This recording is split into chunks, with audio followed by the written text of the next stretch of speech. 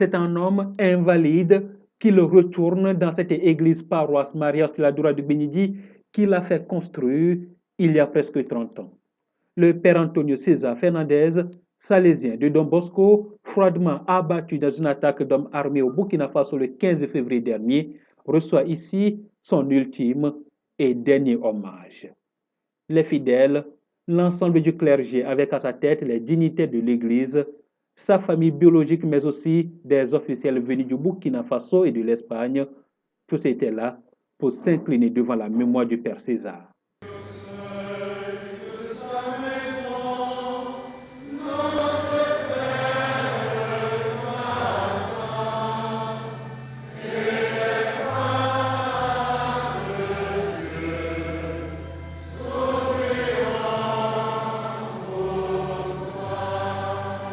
Nous voici devant toi pour te dire un grand merci,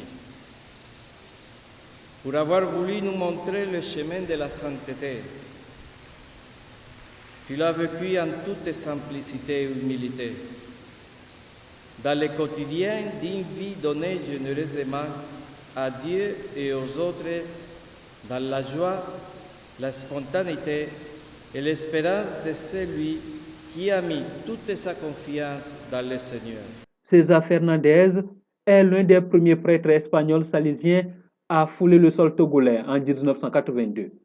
Pour beaucoup, il a pleinement vécu son sacerdoce, suscité des vocations et a marqué des cœurs. Le Père César, pour moi, est un homme extraordinaire. Je peux tranquillement dire que c'est un prêtre pas comme les autres. Aujourd'hui, je peux dire qu'il laisse deux choses à la communauté.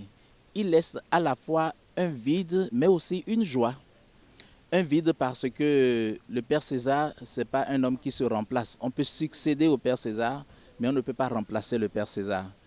Mais aussi, il laisse une joie parce que nous savons qu'aujourd'hui, la vie qu'il a menée, il va continuer à bénéficier de ses béatitudes au ciel. Donc, il va intercéder pour chacun de nous. C'est quelqu'un qui a beaucoup de passion pour les malades. Vous l'appelez à n'importe quel moment, il répond pour les malades. Il arrive même que lui-même achète des produits pour les malades. Il a un gros cœur, un cœur d'amour. Je serais devenu un brigand ou un charlatan. Je pourrais même faire pire que ces djihadistes. Mais il m'a gagné pour le Christ. Mes yeux se remplissent bien sûr d'eau quand je pense à lui, mais c'est de joie. C'est vraiment de la joie parce que je sais que César est dans le ciel.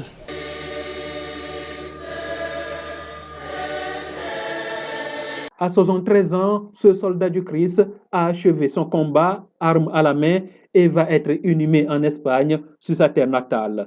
Son sang versé suite à sa tragique mort reste, selon les fidèles, une semence qui devra germer et fleurir pour la paix en Afrique et dans le monde.